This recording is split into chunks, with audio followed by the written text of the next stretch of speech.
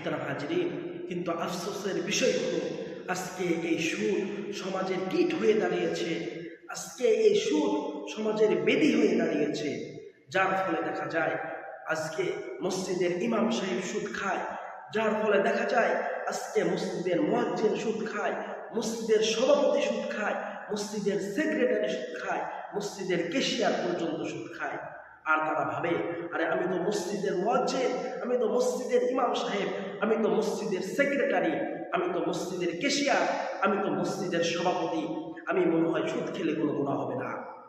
আজকে আমি বলে রাখি, শুনে রাখুন, আপনি যতই মসজিদের ইমাম সাহেব হন না কেন, আপনি যতই মসজিদের মুয়াজ্জিন হন না কেন, আপনি যতই মসজিদের ক্যাশিয়ার হন না কেন, আপনি যতই মসজিদের সেক্রেটারি হন না কেন, আপনি যতই মসজিদের সভাপতি হন না কেন, আপনি যদি সুদ খেয়ে থাকেন, তাহলে মনে রাখবেন কাল কিয়ামতের ময়দানে, হাসরের ময়দানে এই ইমাম সাহেবের ইমামতি কোনো কাজে আসবে না, মুয়াজ্জিনের মুয়াজ্জিনও কোনো কাজে আসবে না, সেক্রেটারিত্ব কোনো কাজে আসবে না, ক্যাশিয়ারের ক্যাশিয়ারিত্ব কোনো কাজে আসবে না, সভাপতির সভাপতিত্ব কোনো কাজে আসবে না।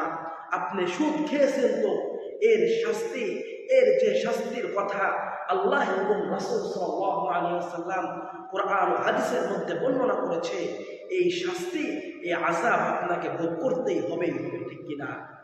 প্রিয় হাজরিন, এই জন্য আমাদেরকে এই সুদ খাওয়া থেকে সদা সর্বদা বেঁচে থাকতে হবে। এই সুদের কারণে আল্লাহ রাসূল সাল্লাল্লাহু আলাইহি ওয়াসাল্লাম 4 ব্যক্তির উপর লানত করেছেন। কয় ব্যক্তি? 4 ব্যক্তির উপর লানত করেছেন। عن عبد الله بن مسعود رضي الله تعالى عنه عن أبيه قال قال لعن رسول الله صلى الله عليه وسلم آكل الربا وموكله وشاهده وكاتبه। আব্দুল্লাহ ইবনে মাসউদ রাদিয়াল্লাহু তাআলা আনহু তার পিতা থেকে বর্ণনা করেন, লাআনা রাসূলুল্লাহ সাল্লাল্লাহু আলাইহি ওয়াসাল্লাম, আল্লাহ রাসূল সাল্লাল্লাহু আলাইহি ওয়াসাল্লাম লানত করেছেন আকিলুর রিবা, যে সুদ খায়, ও মুকিলাহু, যে সুদ প্রদান করে, ও শাহিদাহু, এবং যে সুদের সাক্ষ্য থাকে, ও কাতিবাহু, এবং যে সুদ লেখে। এই 4 ব্যক্তির উপর রাসূলুল্লাহ সাল্লাল্লাহু আলাইহি ওয়াসাল্লাম লানত করেছেন। নাউজুবিল্লাহ। প্রিয় হাজিরিন, এই জন্য আমাদেরকে কি করতে হবে? সদা সর্বদা এই 4 ব্যক্তি থেকে, এই 4 শ্রেণীর মানুষ থেকে আমাদেরকে সতর্ক থাকতে হবে, আমাদেরকে বিরত থাকতে হবে।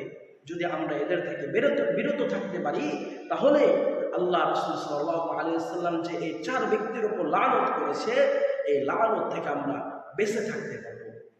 এই জন্য আসুন আমরা আল্লাহ তাআলার নিকট দোয়া করি, আল্লাহ তাআলা যেন